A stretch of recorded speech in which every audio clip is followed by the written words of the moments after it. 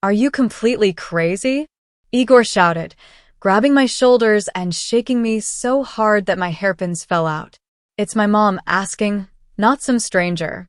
She just wants to re-register the apartment so she can live peacefully. I pulled away and stepped back toward the window, my hands shaking. This is my father's apartment, Igor, I said. He left it to me. I'm not giving it to anyone, not even your mother. My voice was strong, but inside, I was scared. We'd been married for 7 years, and I had never seen Igor this angry. His face was twisted with rage, and there was a cold light in his eyes. The same eyes I used to love. You're being selfish, Anna, he said, stepping closer. I could smell his cologne mixed with alcohol. Clearly, he'd had a drink to build up courage before this conversation. My mom worked hard for us. She helped with Mashenka. Can't you do this one thing for her? I hugged the folder with the apartment papers tightly to my chest. This is not a small thing, Igor. It's a 3-bedroom apartment in the center of Moscow. Your mom already has a nice 2-bedroom in Bitovo. Why does she suddenly need my dad's apartment? Igor clenched his fists, and I took a step back. He had never hit me before, but something in his eyes now made me nervous. It's none of your business, he snapped. She said if it needs to be done, then it has to be done. And anyway, you're not even living there, you're renting it to strangers. It would be better if my mom lived there. I laughed a little.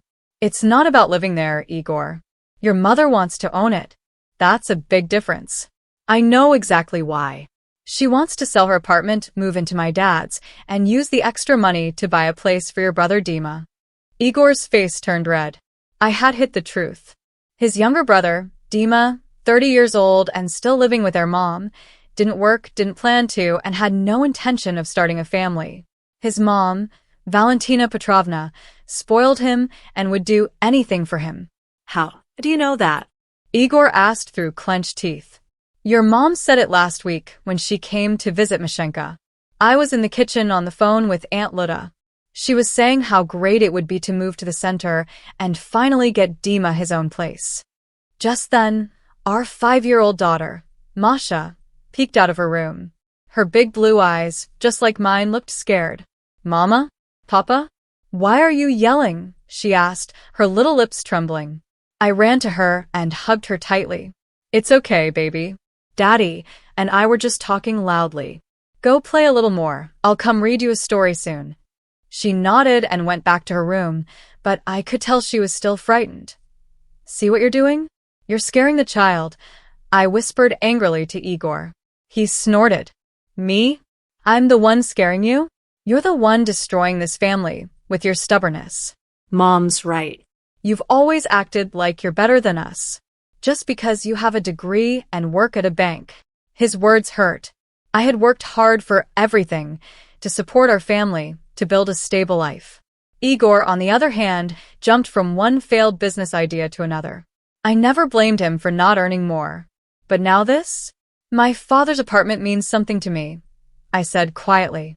He died just last year. And you want me to just give away what he left me? Igor shouted. He saw you once every 5 years. What memory are you talking about? He left you and your mom when you were 10. He only came back when he was about to die, just to write a will. Tears filled my eyes, but I didn't cry. Yes, my dad left when I was little. And yes, we weren't close. But in his last year, we started to reconnect. I saw that he did care, he just didn't know how to show it. My relationship with my father is none of your business, I said firmly. The apartment is in my name. End of story. Suddenly, Igor grabbed my phone from the table. What are you doing? I shouted, trying to grab it back, but he was stronger. Mom will handle everything now, he growled, and then stormed out, slamming the door behind him. I stood there in shock. This was my husband, the man I trusted, the father of my child, and he just acted like a thief. My phone had everything, the notary's number, apartment documents, important contacts. Masha peeked out of her room again. Mom, where did Dad go? I wiped my tears and smiled at her.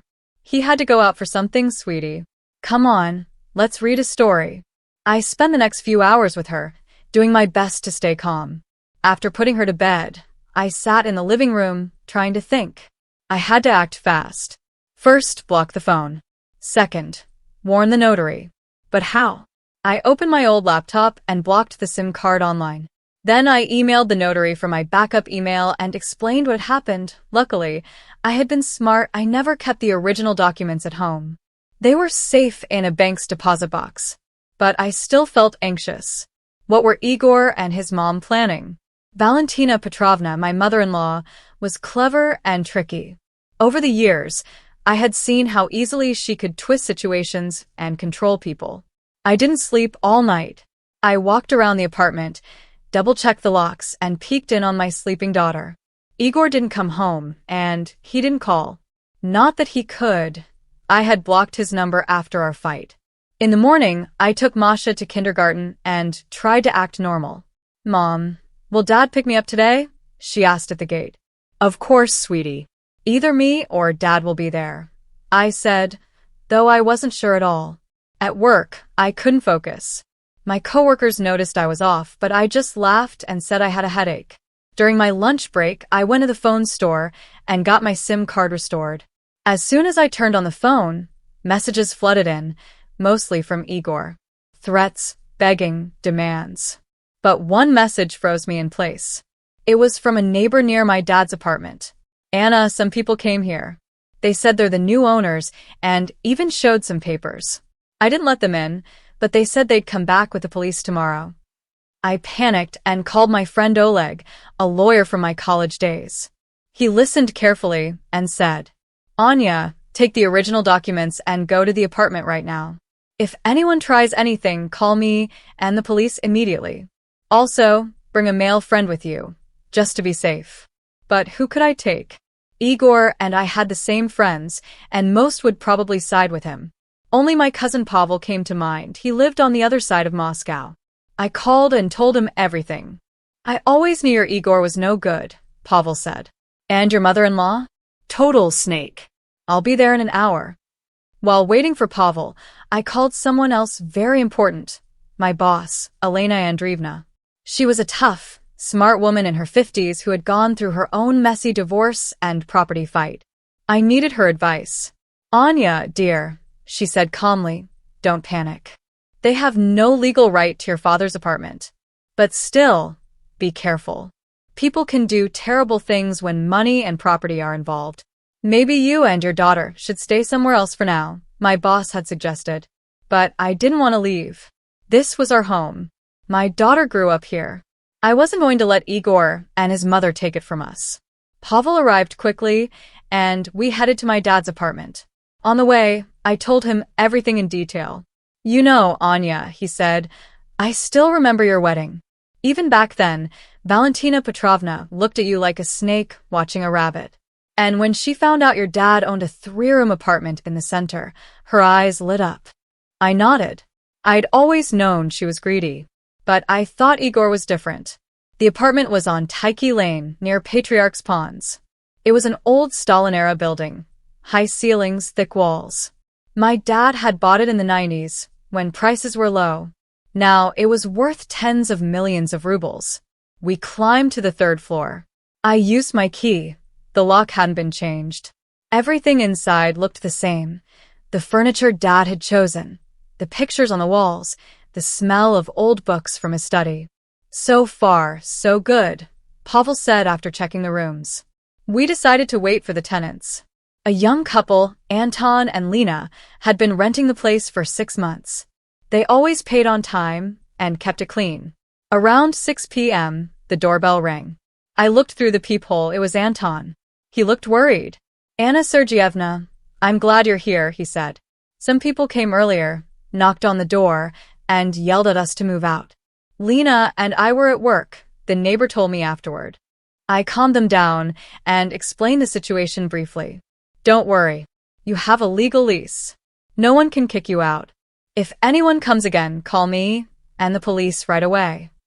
Anton and Lena relaxed a little and went to their room. Pavel and I stayed just in case. And it was a good thing we did. Around 8 p.m., we heard voices in the hallway. I recognized them right away. My mother-in-law and her younger son, Dima. Look, Demachka, she said. This is our apartment now. Tomorrow we'll bring the guys and throw the tenants out. Let's see if Anya dares to say anything. Valentina Petrovna sounded so sure, like the apartment was already legally hers. Mom, are you sure this will work? Dima asked, sounding unsure. Igor said Anya's really stubborn. Don't worry, son, Valentina Petrovna replied. I have a friend at the registration office. For the right amount of money, he'll make the papers look like they were filed earlier. The important thing is that we have Anya's documents, even if they're just copies. I was standing just inside the apartment with Pavel, barely able to stop myself from storming out. He put a hand on my shoulder, signaling me to stay calm. He was recording everything on his phone. What if she goes to the police? Dima asked. No one will care, Valentina said. We'll have fake papers showing she gave us the apartment willingly. If she changes her mind later, that's her problem. You know how easy it is to buy your way through court. And Igor will handle her. He knows how to control her. That was it. I couldn't hold back anymore. I swung the door wide open. Valentina Petrovna and Dima froze in place, keys in hand. My mother-in-law quickly recovered. Anna. Good, you're here. We need to talk, she said, like she owned the place and I was just visiting. There's nothing to talk about, Valentina Petrovna, I said, trying to stay calm. This is my father's apartment. You have no right to it. Oh, so that's how it is now, she snapped. I'm not a stranger. I'm your daughter's grandmother. And Igor already made the decision. You're going to sign over the apartment and be done with it. I'm not signing anything, I said firmly. Dima stepped forward, trying to act tough. Then we'll do it the hard way, he said. But honestly, he looked ridiculous. A grown man with a baby face and a belly from eating too much of his mom's food. I wasn't scared. Then Pavel stepped out behind me, and everything changed. My cousin looked like a boxer, and he was one, actually. Strong, calm, and serious. Who the hell is this? Valentina asked, backing off a little. This is my lawyer. I lied. And we recorded your whole conversation about your little scam. I suggest you leave. Now. Valentina's expression turned furious. How dare you, she shouted. We pulled you out of the gutter, brought you into this family, and you turn on us like this? You ungrateful thing. I laughed. Out of the gutter? When I met Igor, I was already working at the bank and renting my own place. Your son was living with you and barely making any money from odd jobs. So, who saved who? She glared at me. Demachka, let's go, she snapped, dragging her son toward the stairs. But before leaving, she threw one last threat over her shoulder. You'll regret this, Anna. One day, you'll come crawling to me on your knees. When they finally left, my legs almost gave out. Pavel caught me before I fell. Anya, you were amazing, he said. But they won't stop here. You should really stay somewhere else for now. I shook my head. No. I'm not giving in. This is my home. It's a matter of principle. If I back down now, they'll just keep pushing for more. We went back home. A neighbor had been watching Masha while I was gone. My daughter was already asleep, and I sighed with relief. I didn't want her to see me like this. That night, I couldn't sleep again. Igor still didn't come home. I kept thinking about how fast my whole life had fallen apart. Just a week ago, I thought I was a happy wife and mother. And now, my husband had chosen to stand with his greedy mother against me. In the morning, Oleg called. Anya, I looked into it. Your mother-in-law is definitely trying to pull a scam with the apartment. But don't worry, she won't get away with it. I've already contacted the registration office and warned them. But you need to file a report with the police. My heart sank. Report my own husband? But I knew Oleg was right. I agreed. At the police station, the officers listened carefully. I gave them my statement and a copy of the audio recording. One of the young investigators said, "We'll look into this. But be careful. Apartment scams are serious. People will do anything for that kind of money." After that, I went to the bank to collect the original documents from the safe deposit box. I needed to hide them somewhere safer. Following Oleg's advice, I gave them to a trusted notary for safekeeping. The whole day was a blur of running around. I took the day off from work, and I warned the teachers at Masha's kindergarten. No one else was allowed to pick her up except me. In the evening, while I was making dinner for Masha, the doorbell rang. I looked through the peephole. It was Igor. He looked rough. Messy hair, unshaven, red eyes. Anya opened the door. We need to talk, he said. His voice sounded tired. I opened the door, but kept the chain on. Talk from there, I said. Anya, come on. Why are you acting like a child? Let me in. I'm not a stranger. After what happened yesterday, you're a stranger, I said. Where's my phone? He reached into his pocket and passed it through the gap. Here, take it. Look, can we just talk? I know my mom went too far, but maybe we can work something out. I let out a short laugh. What kind of compromise? I asked. Give her half the apartment? Or maybe just a third? Why are you being like this? Igor said. Mom is old. She just wants to take care of Dima. He's not well, you know that. That same old story again. Dima was perfectly healthy, just incredibly lazy. But Valentina Petrovna had convinced everyone, including Igor, that her youngest son was some delicate soul who needed special care. Igor, I said firmly, your brother is 30. He can work like everyone else. And your mom gets a good pension, plus she rents out a room for extra money. They have enough. They just don't want to spend their own money. They want to take what my father left me. But we're family, Igor shouted. Your father died a year ago. You got an apartment worth millions, and my mom gets nothing? You don't want to help. I'm done with this conversation, I said. Go home. And tell your mother that if she tries anything again, I'll take her to court. Just then, Masha ran out of her room, hearing her father's voice. Daddy, you're here, she cried and reached for the door. I had to unlock it. Igor picked her up, smiling. For a second, I saw the man I used to love. The man who carried me when I was pregnant, who cried when Masha was born. But the moment faded when he said, Mashenka, tell mommy to listen to grandma. She wants what's best. I grabbed my daughter from his arms. Don't you dare involve our child in this, I snapped. Masha, go to your room. I'll come in a minute. Scared by my tone, she ran off.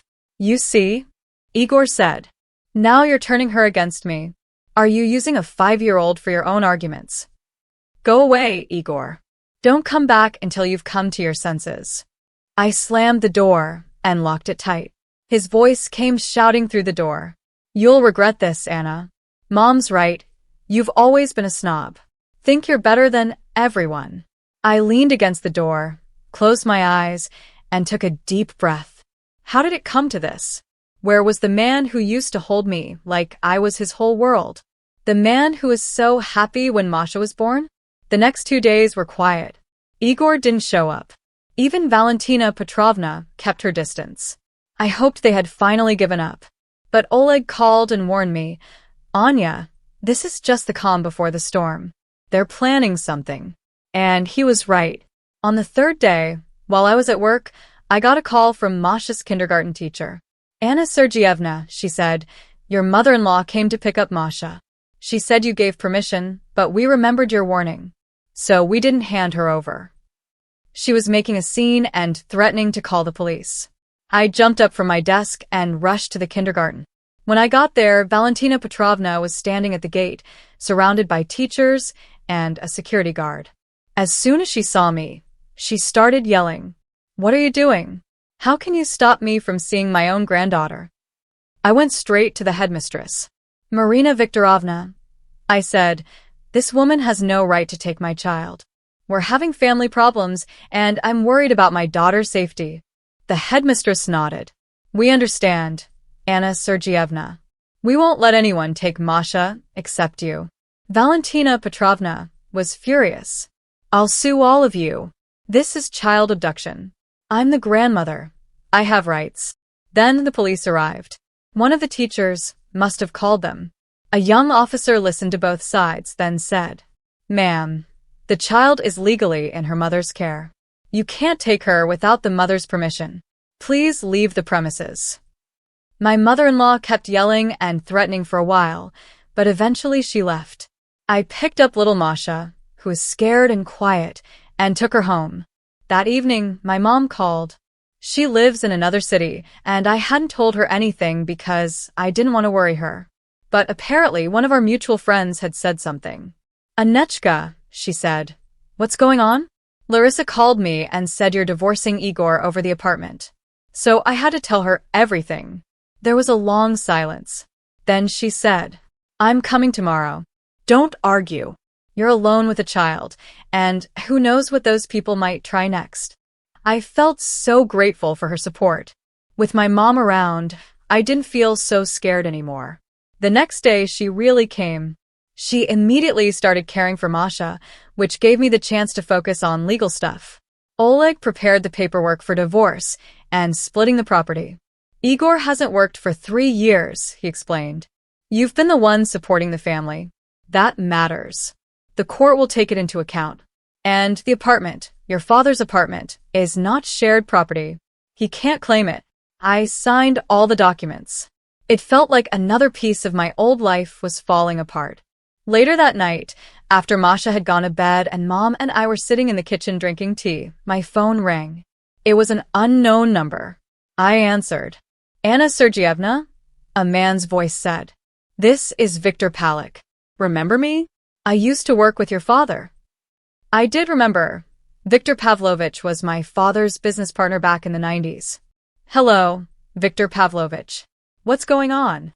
He said, "I heard you're having trouble with Sergey's apartment. Is that true?" I told him yes. If only Seryoga knew that some shady people would end up trying to control his apartment. "Listen," Victor Pavlovich said, "I have an idea. Let's meet tomorrow and talk." When I met with Victor Pavlovich, he told me something I didn't expect. It turns out, before he died, my father not only wrote a will, he also made sure to protect the apartment. "Sergey knew your husband wasn't exactly dependable," Victor said. "And your mother-in-law, well, she's a piece of work." So my dad made a special document with a notary. It clearly says that the apartment goes only to me. It cannot be taken away or transferred to anyone else without a very serious reason. Even in court, it will be hard for them to challenge this, he said. He gave me a copy of the document, and I nearly cried. Even after his death, my dad was looking out for me. "And one more thing," Victor Pavlovich added. "Seryoga asked me to keep an eye on you. I didn't step in while things seemed fine, but now it's clear you need support. I've got good lawyers who are ready to help, and if you need protection, I can arrange that too." I thanked him. I felt a huge wave of relief. I wasn't fighting this alone anymore. I had Mom, Pavel, Oleg, and now Victor Pavlovich. All of them were ready to stand by me. When I got home, Mom asked, "So, how did it go?" I told her everything, and she let out a deep breath. "That's good. May your father rest in peace. He may not have been the best husband, but he truly cared about you." She added with a smirk, "Now let that snake Valentina cry about it." Just then, the intercom buzzed. It was Igor. "Anya, it's me. Open the door, I just need to get my stuff." I looked at Mom. She said, "Let him come up. You go stay with Masha, I'll deal with him." But I couldn't just sit in the kids' room and wait. When Igor came in, I met him in the hallway. He looked even worse than he did 3 days ago. He smelled like alcohol, and his clothes were all wrinkled. "I'm just here to get my things," he mumbled, not looking at me. "They're in the bedroom closet," I said coldly. As he packed, Mom stood there watching him. Finally, she couldn't hold back. "Really, Igor?" "How could you?" she said. "Anechka pulled you out of the mud, worked for both of you, gave birth to your child, and you're still hiding behind your mother's skirt?" Igor snapped. "That's none of your business, Tatiana Nikolaevna." "So, this is our sane family?" Mom scoffed. "What family, Igor? You left your wife and child over an apartment that doesn't even belong to you." Igor threw his bag on the floor. "Do you even understand anything? My mom worked hard her whole life. She raised my younger brother alone. And your daughter, she's just a selfish, greedy person." That's when I had enough. "Igor, your mom was a teacher. She made a normal salary. And she kicked your dad out herself because he wouldn't let her boss him around. So stop acting like she's some kind of saint. You don't know anything, Igor shouted. My mom was right about you. You always look down on us. I thought you were acting like some rich princess because your dad had money. I laughed bitterly. My dad only became rich when I was already 20. Before that, my mom and I lived very modestly. Everything I have, I earned myself. And you? You're still waiting for your mom to fix everything for you. Igor grabbed his bag and stormed toward the door. He stopped and turned around. You'll regret this, Anna. My mom's already talked to the right people. That apartment will be ours. After he left, my mom came over and hugged me. Don't cry, sweetheart, she said. He's not worth it. Better this all came out now and not 10 years later. But I didn't cry. I just felt exhausted and disappointed. 7 years of my life gone. I couldn't sleep that night. I kept thinking about what Igor said. The right people. What else had Valentina Petrovna planned? The answer came in the morning. Anton, the tenant living in my dad's apartment, called me. Ms. Anna, there's a problem. Someone tried to break down the door last night. We called the police, but they ran off. Still, the lock's busted. I rushed over. Sure enough, the lock had been tampered with, but luckily, the intruders didn't get inside. Anton had scared them away just in time. The police made a report, but of course, they didn't promise to catch anyone. I called a locksmith right away. We replaced the lock with a stronger one and installed an alarm system. Anton and his wife Lena looked nervous. Maybe we should move out, they asked. But I convinced them to stay. This isn't about you, I said. It's just a messy family issue. I'm adding more security. You'll be safe, don't worry. And Viktor Pavlovich kept his word. By that evening, there was already a security guard standing at the entrance. It's just temporary, he told me on the phone, until your mother-in-law calms down. My guys are solid. You don't need to worry. I felt deeply touched. Viktor Pavlovich, someone who is practically a stranger, was helping me more than my own husband ever did. That evening, while I was putting Masha to bed, she suddenly asked, Mom, why doesn't Daddy live with us anymore? My heart sank. How do you explain to a 5-year-old that her father chose money over his family? I gently replied, Daddy is living with Grandma now, sweetheart. Sometimes grown-ups fight and don't live together anymore. But Daddy still loves you. I tried to stay calm. Then Masha said, But Grandma told me you're mean and greedy. I froze. So Valentina Petrovna had already filled her head with lies. I took a deep breath and said, No, baby. Grandma is wrong. I love you more than anything, and I will always be here for you. Masha hugged me tight. I love you too, Mommy. You're the best. The next few days were full of tension. Oleg warned me that Valentina Petrovna was trying to fake documents to steal the apartment. But he said it wouldn't work. All the authorities had been alerted. Igor didn't show up again. He only sent angry messages demanding I change my mind. I blocked his number. At work, everyone knew what I was going through and supported me however they could. Elena Andreevna even offered to get a lawyer through the company to help. Then, a week later, what I feared most actually happened. That morning, after I dropped Masha off at kindergarten, I went to work. At lunchtime, my mom called me. Anya, come home right now. Something's happened. Her voice was shaking. I rushed home, fearing the worst. When I got there, the apartment was a mess. Furniture was knocked over, things were thrown everywhere, and there were threats painted on the walls. Mom was sitting in the kitchen, surrounded by police officers. I was only gone for 30 minutes to the store, she said. When I came back, the door was open, and it looked like this inside. The police were already taking fingerprints and photos. I walked through the apartment. The bedroom was hit the worst. They had clearly been searching for something, probably documents. But I'd already moved everything important to the notary's office long ago. The same young investigator from before looked at me seriously. Anna Sergeyevna, this is serious. Property damage, break-in, written threats will open a criminal case. Do you have somewhere else to stay for now? But I didn't want to go anywhere. This was my home.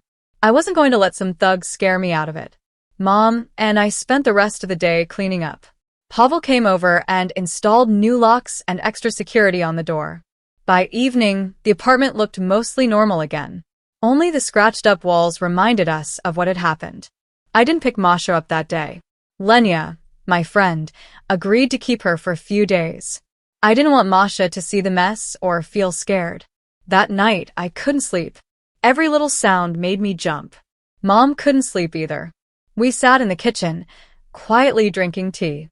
You know, Mom said, I'm actually glad now that your father left you this apartment. Not because of the money, but because it showed you Igor's true face. And his mother's too. Imagine if you had discovered this 10 years from now. I nodded. She was right. Better to face the truth now than to spend years living with a liar. The next morning, Viktor Pavlovich called. Anna Sergeyevna, the investigator told me. My people found out who trashed your apartment. It was some friends of your mother-in-law's younger son, Dima. He promised to pay them once they helped him get the apartment. I've already handed everything over to the police. That afternoon, the police called me in. The investigator showed me photos of 3 young guys. Do you recognize any of them? He asked. I pointed to one. Yes, he's one of Dima's friends. He came to our place a couple of times. They confessed, the investigator continued. They said Dima promised them 100,000 each if they helped him get your apartment. We've arrested Dima too. He's in custody now. I finally felt some relief. At least there was a little justice. But Valentina Petrovna didn't give up. That evening, she came to our apartment. I didn't open the door, but she shouted from the hallway. Anna, you put my son in jail. Let him go, or you'll regret it. I won't let you live in peace. My mom called the police, and they took her away. But I knew this wasn't over yet. The next day, something unexpected happened. Igor called me. Anya, we need to meet, he said. Just you and me. No, Mom. It's important. His voice sounded tired and kind of broken. We met at a small cafe near my job. Igor looked awful, pale, red eyes, exhausted. Anya, I want to say sorry, he began. Mom went way too far. I had no idea about the attack on your apartment. I didn't know about Dima either. I stared at him coldly. So what now, Igor? Your brother's in jail. Your mother's being investigated. You got what you wanted. He lowered his head. I never wanted this. I swear. My mom's been controlling me my whole life. I'm weak. I couldn't stand up to her. Please forgive me. I gave a bitter smile. You want forgiveness? After everything? You left me with a child, threatened me. Your family destroyed my home. And now you want to apologize like it's nothing? Igor looked me in the eyes.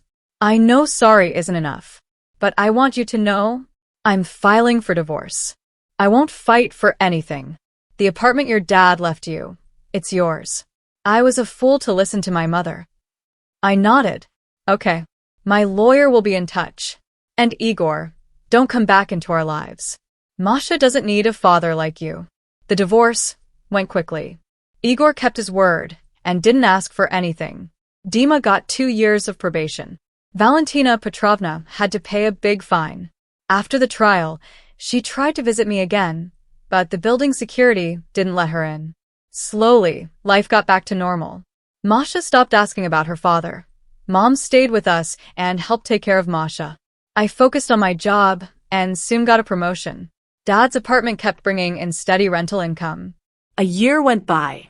One evening, I was picking Masha up from school.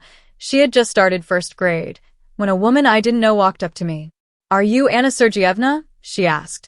I felt tense, but she gave a gentle smile. Don't worry, she said. I'm not from your mother-in-law. I'm Igor's wife. I was surprised. He got married 6 months ago, she continued. I just wanted to say thank you. Thank you? For what? I asked. For helping him see who his mother really is. He cut all ties with her.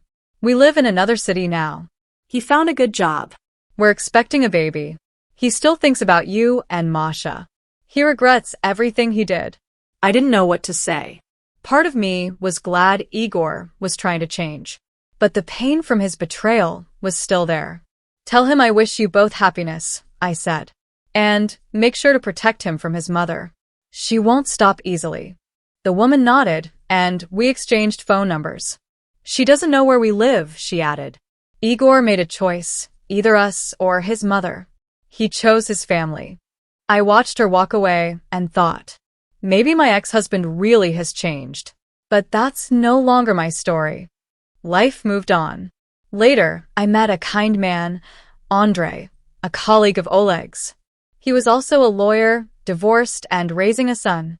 We understood each other perfectly. At first, Masha didn't accept him, but slowly she warmed up to him. 2 years later, we got married. It was a small wedding with just our close friends. Valentina Petrovna tried to cause trouble again, but the security guards didn't let her in. They say she still tells everyone I'm a horrible daughter-in-law who stole her apartment. But I don't care anymore. I never sold my dad's apartment. Sometimes I go there, sit in his old office, and look at his photos. He smiles at me from the portrait, and I feel like he approves of my choices. That apartment isn't just property. It's a memory, a link between generations. And I'll keep it for Masha. One day, when she's older, I'll tell her this story. How important it is to stand up for yourself, not let others control you, and to hold close the people who truly love you. The story of my father's apartment taught me a lot. I realized something important: you should never give up your values just to keep peace in the family. People show who they really are during hard times. And sometimes, what feels like a loss turns out to be a gain. I lost my husband, but I found myself. I lost my false hopes, but I found real love. And most importantly, I kept what my father left me. Not just the apartment, but also faith in fairness, strength to fight, and the courage to protect what's mine. I often dream about that moment at the door of my father's apartment. Igor and Valentina Petrovna standing there with the keys, acting like they own the place. And their faces when they saw me. That was the moment their plan ended and my new life began. A life where I make my own choices, where no one controls me anymore. And for that, I'm actually grateful. Even though it was a hard lesson. Looking back, I see it all happen for a reason.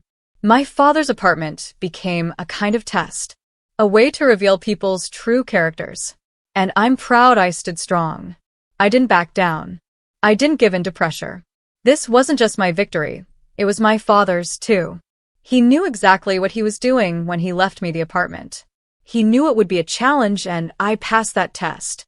As for Valentina Petrovna, she still lives in her apartment in Butovo, telling her neighbors how unfair life is.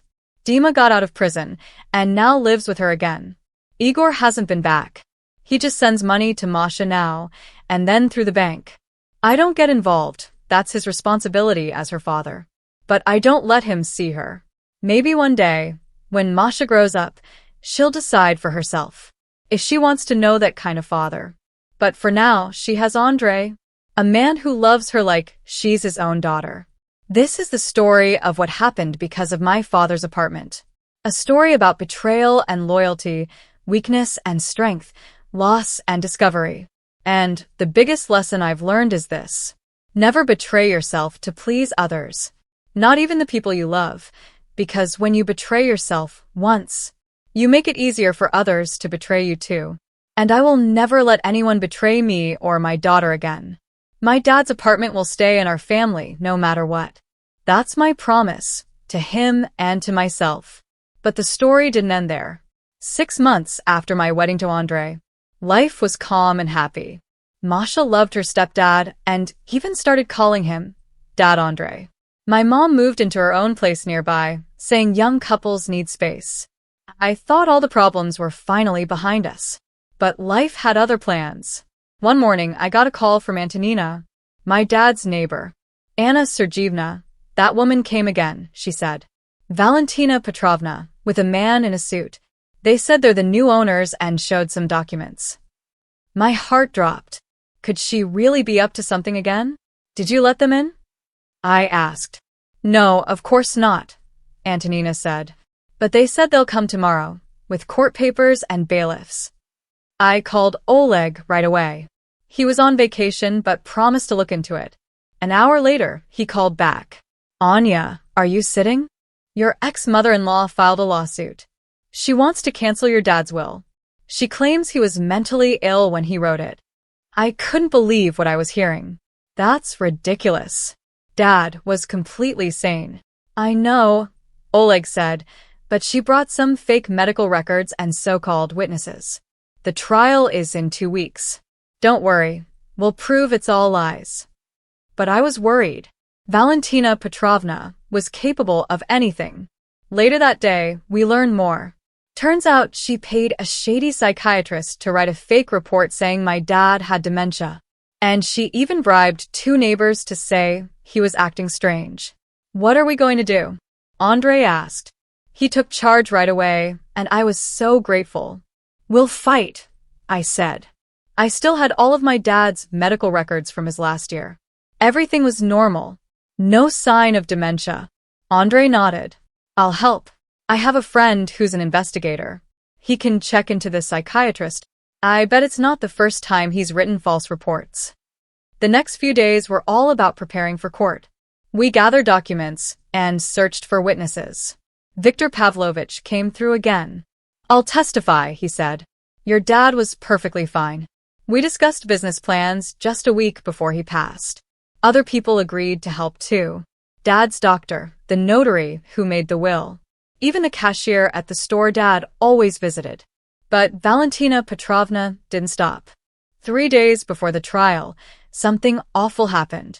Masha was walking home from school with a friend and her mom. Suddenly, Valentina Petrovna showed up. Mashenka, my little granddaughter. I missed you so much, she said. Mom's friend didn't know what was going on, so she didn't step in.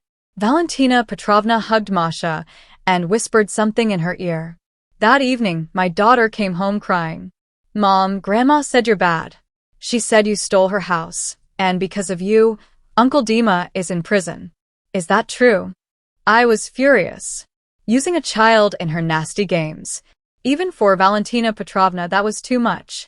Andrei saw I was upset and quickly stepped in. Masha, go to your room and draw. Mom and I need to talk, and we'll explain everything later. When she left, Andrei hugged me gently. We're going to the police now. We'll report her for stalking. This has gone too far. We did exactly that. The police took it seriously. Turns out Valentina Petrovna was already on their watch list. That evening, I sat down with Masha and talked to her gently. Sweetheart, Grandma is sick. Things are all mixed up in her head. She thinks things that aren't true. The apartment belongs to us. Your grandpa left it to me. No one stole anything. Masha listened carefully. And what about Uncle Dima? Was he really in prison? I sighed. Yes, he was. He did something bad. He broke our door and scared Grandma Tanya. That's why he was punished. My daughter hugged me tightly. I understand now, Mom. Grandma Valia is not nice. Then the day of the trial came. The courtroom was packed. All our witnesses were there.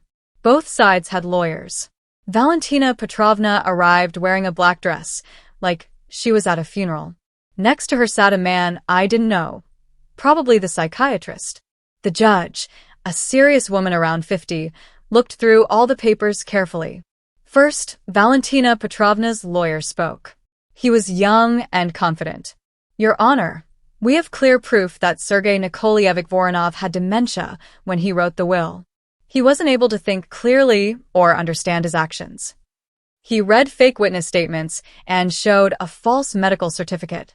To someone who didn't know the truth, it might have sounded believable. Then Oleg stood up. Your Honor, he said, the other side's evidence is completely fake. He showed my dad's real medical file from the last year of his life. All the tests, including a brain MRI, were normal. No signs of illness. He handed over a thick folder of documents. Then our witnesses spoke. Viktor Pavlovich said, just a week before he died, Sergei Nikolaevich and I met to talk business. He even made a full plan for a new project. Details, numbers, everything. A person with dementia couldn't do that. The doctor who treated my dad confirmed that he was completely mentally healthy. The notary explained how carefully he checked that my dad understood everything when they made the will. Slowly, Valentina Petrovna's story started falling apart, like a house made of cards. The turning point came when Andrei showed the results of the psychiatric review. "Your Honor," he said, "Dr. Semenov, the one who claimed my father had dementia, lost his medical license 3 years ago for giving fake reports. And more than that, he never even met Sergei Nikolaevich Voronov." The whole courtroom started buzzing. Valentina Petrovna turned pale. Her lawyer leaned over and began whispering to her quickly. The judge raised her voice and asked for an explanation. The fake psychiatrist mumbled something about a mix-up and confusing patients. The judge turned to Valentina Petrovna. "Do you understand that lying in court is a crime?" Suddenly, my ex-mother-in-law jumped up. "She did this. She set it all up." She pointed straight at me. "This snake got my son drunk and took him away from me. That apartment should be ours." The judge slammed her gavel. "Mrs. Petrova, calm down or I will remove you from the courtroom." But Valentina Petrovna wasn't stopping. "What do you even know?" she shouted. "I worked my whole life. I raised 2 sons. And this nobody gets a whole apartment for free?" I stood up. I couldn't stay quiet anymore. Not for free. My father gave me the apartment because I'm his daughter. His only daughter. He had every right to give his property to whoever he wanted. The judge let me speak. I continued, and Valentina Petrovna tried to take the apartment illegally. Her younger son already went to jail for trashing my home. She's harassed me and even tried to turn my own daughter against me. This isn't the first time she's tried to steal my inheritance. The judge listened to everything, then left to make a decision. We waited in the hallway. Valentina Petrovna sat on a bench, muttering angrily to herself. Her lawyer had already left. He knew the case was lost. An hour later, the judge returned. She announced, "The claim of Valentina Petrovna Petrova to cancel the will is completely rejected. This case will also be passed to the prosecutor's office for possible criminal charges related to false testimony and fake documents." We had won, but I didn't feel happy, just tired. How long do I have to fight for something that's already mine by right? As we were leaving the courthouse, we ran into Valentina Petrovna. She gave me a look full of pure hatred. It made me shiver. "This isn't over," she hissed. "You'll regret crossing me." Andrei stepped between us. "Mrs. Petrova, calm down. If you harass her again, you'll end up in jail." She snorted and walked away. But I knew she wouldn't stop. And I was right. A month later, strange things started happening. Sometimes, the power in our apartment was suddenly cut off. Other times, water would flood from the upstairs neighbors, even though they said there were no leaks. Strange people started showing up at our building entrance, hanging around for a while, then quickly leaving when they saw the security guard. At school, some women even tried to scare Masha. They told her that her mom was a thief. We had to increase security, but it was still hard living with that kind of pressure all the time. The worst part came 2 months later. It was a Sunday. Andrei, Masha, and I were getting ready to go to the park. Suddenly, the doorbell rang. I looked through the peephole, no one was there. But then it rang again. Andrei went to open the door while I stayed in the room with Masha. Suddenly, I heard loud voices. I ran out into the hallway and froze. Igor and Valentina Petrovna were inside our apartment. But they looked terrible. Igor was leaning on the doorframe, barely able to stand. You could smell the alcohol from across the room. Valentina Petrovna looked just as bad, messy hair, dirty clothes. Then she saw me. "This is your fault. You ruined my son. You destroyed our family," she shouted. I couldn't believe what I was seeing. Igor, who used to be so neat and charming, now looked like a total wreck. "Anya," he mumbled. "Mom said. Mom will fix everything. Where are the papers?" He clearly wasn't in his right mind. Andrei stepped forward. "Leave now, or I'm calling the police." But Valentina Petrovna grabbed the doorframe and yelled, "I'm not leaving. This is my son's apartment. He has every right to be here." At that moment, Masha came out of the room. I ran to stop her, but she slipped away and ran to Igor. "Dad, you're sick," she said, looking at him with big, scared eyes. Igor tried to smile. Mashenka, my sweet girl. Tell mommy to give grandma the apartment. But Masha stepped back. Dad, you smell bad. And you look scary. She ran to me and clung tightly. I felt her little body shaking. That moment hit Igor hard, harder than anything else could have. He looked at Masha, then at me, then at Andre. Something changed in his eyes. He muttered, "What am I doing? What are you doing?" Valentina Petrovna shrieked. "You're standing up for our rights. That apartment belongs to us." But Igor didn't even respond. He turned and started walking toward the door, swaying as he moved. "Where are you going?" "Come back here right now," his mother screamed. But he didn't look back. Valentina Petrovna was left alone, facing the three of us. She kept yelling and trying to threaten us, but Andre calmly took her by the elbow and walked her out the door. "Security is downstairs," he said before shutting the door. "If you come here again, we'll go straight to the police." We heard her shouting and cursing in the stairwell, then everything went quiet. I hugged Masha, who was still shaking. "It's okay now, sweetheart. It's over." But deep down, I knew it wasn't really over. The next day, I got a call from an unknown number. A woman's voice said, "Anna Sergeyevna? This is Larissa, Igor's wife." His current wife? The same woman who came to me about a year ago? I felt tense. She said, "Igor is in the hospital. Alcohol poisoning. He wants to see you. He says it's important." I didn't want to go, but Andre said, "You should go. Maybe it'll finally bring some closure." At the hospital, Igor was lying in bed hooked up to an 4. He looked pale, weak, and his eyes were sunken. Larissa, a kind-looking woman with a tired face, was sitting next to him. "Thank you for coming," Igor said in a hoarse voice. Then he turned to Larissa. "Please, leave us alone." Once we were alone, he stayed silent for a while. Then finally he spoke. "I've hit rock bottom. My own daughter is scared of me. My ex-wife looks at me like I'm nothing." I didn't say anything. What could I say? "You know," he continued, "my mother pushed me into this. After the divorce, she wouldn't stop nagging. Get the apartment back. Take her to court. She stole from you." "I didn't steal anything, Igor. It was my father's inheritance," I said, tiredly. He nodded. "I know. I always knew. But my mom, she knows how to twist things in your head." At first, I drank just to shut her out. Then I couldn't stop. I almost lost Larissa. She left with our child and said, "Either you get help and cut ties with your mom, or I'm divorcing you." He paused. "I want to get help, Anya. And I want to ask for forgiveness." From you. From Masha. "I was weak. I betrayed you. Please forgive me if you can." I looked at the man I once loved and felt only pity. "Get better, Igor. For your new family. For your kids. As for forgiveness, time will tell. But don't come near Masha until you're fully recovered. She shouldn't see her father like this." He closed his eyes. "I understand. Thank you for coming. And be careful with my mom. She's lost it completely. She says if she can't win in court, she'll find another way to take the apartment." I try to stop her, but she won't listen anymore. When I left the hospital, I called Oleg, our lawyer, and told him what Igor had said. "We need stronger security," Oleg said. "And maybe a private investigator. We need to know what she's planning." So we hired one.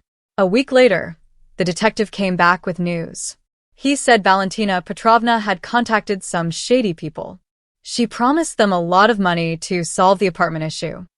"They're planning something next week," the detective said. "They're talking about stealing documents from your apartment while you're not home. They know your schedule." This was serious. Andre and I decided we had to set a trap. On the planned day, we pretended to go to our country house, but instead, we hid at the neighbor's place. We had turned on the security cameras and warned the guards. Then they came 3 men and Valentina Petrovna. They picked the lock like professionals and came inside. As soon as they started searching for documents, we called the police. The officers arrived quickly and caught them red-handed. Valentina Petrovna tried to shout, "This is my son's apartment." But the proof was clear. There was video, the guard's statement, and a broken lock. This time, she couldn't escape. She was facing real prison time. I saw her one last time at the trial. She looked old, tired, and didn't scream or threaten anymore. She just stared at me with hate. She got 3 years in a general prison. Dima, her son, didn't show up to court. He disappeared as soon as his mother was arrested. Igor sent me a letter of apology but couldn't come. He was in rehab. After the trial, I felt empty. Years of stress and fear, and suddenly it was all over. "We can finally live in peace," Andre said as he hugged me. And we did. No more fear. No more tension. 3 years passed. Masha was in 5th grade now, an excellent student, the pride of the school. Andre officially adopted her. Igor agreed, without any issues. He got better, has a job now, and is raising his son. Sometimes he sends Masha small gifts for holidays, but doesn't ask to see her. He says he'll wait until she wants to meet him on her own. Valentina Petrovna was released from prison early and went to live with some distant relative in the village. No one has heard from her since. My father's apartment is still mine. I never sold it, even though I had many tempting offers. Now, a young couple with 2 kids lives there and loves it. They say it has a special energy. Sometimes I visit and sit in my dad's old office. On the desk, there's a photo of us, taken a month before he passed. He's hugging me and smiling. "Thank you, Dad," I whisper. "For the apartment, for the lesson, for helping me see people for who they really are." This apartment changed me. It made me stronger, more confident. I learned to say no, to stand up for myself. I realized that real family isn't about blood. It's about who stands by you when life gets hard. My real family is Andre, Masha, my mom, and the friends who were there for me. Igor and his mother? Just people from my past who taught me something valuable. Recently, Masha asked me, "Mom, why don't you sell Grandpa's apartment? We could buy a house outside the city." I smiled and told her, "This isn't just an apartment, sweetheart. It's part of our family story. When you grow up, it'll be yours. And you'll know your grandfather loved you, even if you never met him." Then Masha asked, "That lady who tried to take the apartment, did she really think she had the right?" "Some people think they can take what doesn't belong to them," I said. "But the truth is, everyone only has a right to what they've earned or received fairly." Looking back now, I know. My father's apartment wasn't a curse, it was a blessing. It helped me see people's true faces, leave toxic relationships, and build a loving, happy family. Yes, it was a hard road, but it was worth it. I often think about the day it all began, when Igor grabbed my phone and said, "Mom will handle everything now."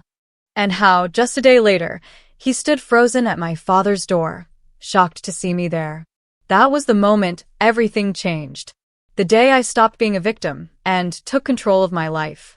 Thanks for listening to my story. If you liked it, give it a like or share your thoughts. Would you fight for what's yours, or give in to keep the peace?